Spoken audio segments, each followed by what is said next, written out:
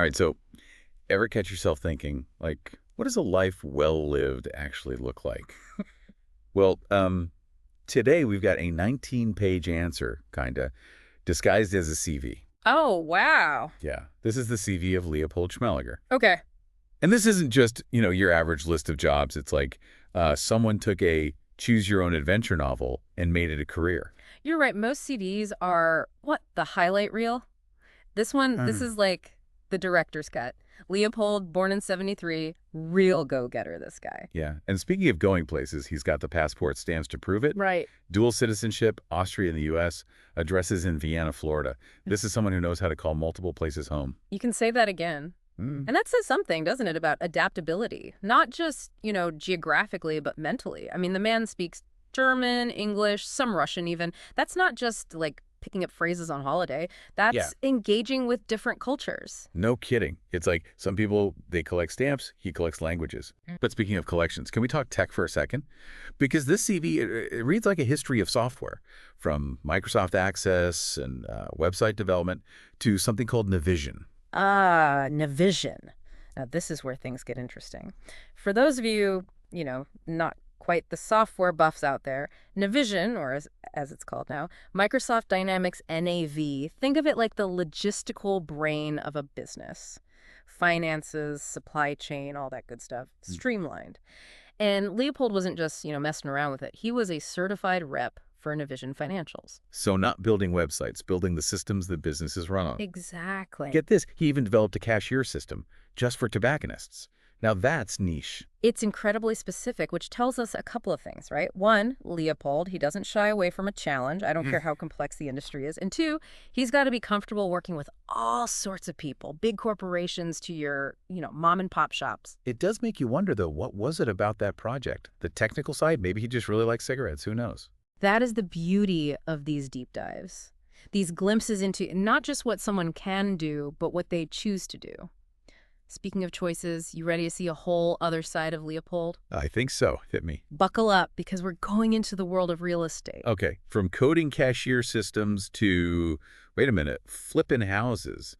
This CV, it takes a hard left and throws a whole section about residential properties at us.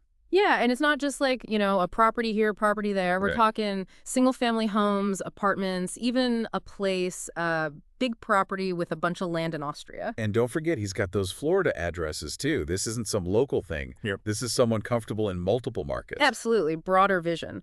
But he wasn't just buying and selling either. He was renovating, too. Attic expansion. Did he just, put down the code and pick up a hammer? Maybe. Or, okay, hear me out. What if tech-savvy real estate investor uses his coding skills to, streamline the renovations? Maybe even design custom features. Smart home guru before it was even a thing. Right. Writing code to optimize his properties.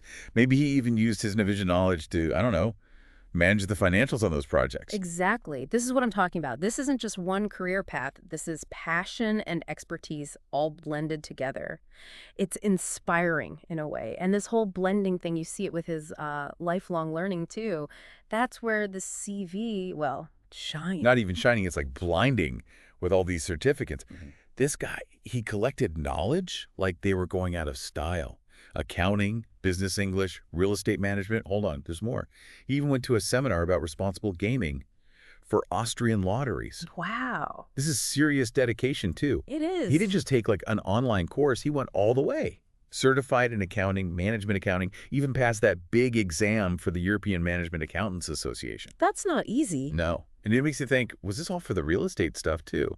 Crunching numbers, market trends, maybe he was like a consultant on the side even. Could you imagine? By day, he's coding or closing deals. By night, he's got spreadsheets glowing, just loves the numbers, strategic planning. It's like his brain is always looking for connections nobody else sees. It's a lot to take in, Yeah. This whole avalanche of skills and interests. It's like he looked at the usual way of doing things and said, nah, I'm good. I'll make my own bit of thanks.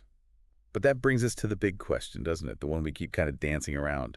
What's the why behind all of this? Right. What's the engine driving this train? Because we've got this really detailed picture of a life, lived on his terms for sure, but then after 2014, the CV it stops, kind of abruptly too. Like we watched a whole season of a show, get to the finale, and bam, no resolution. Cliffhanger ending. Hmm? Did he find a way to connect all these different things he's good at?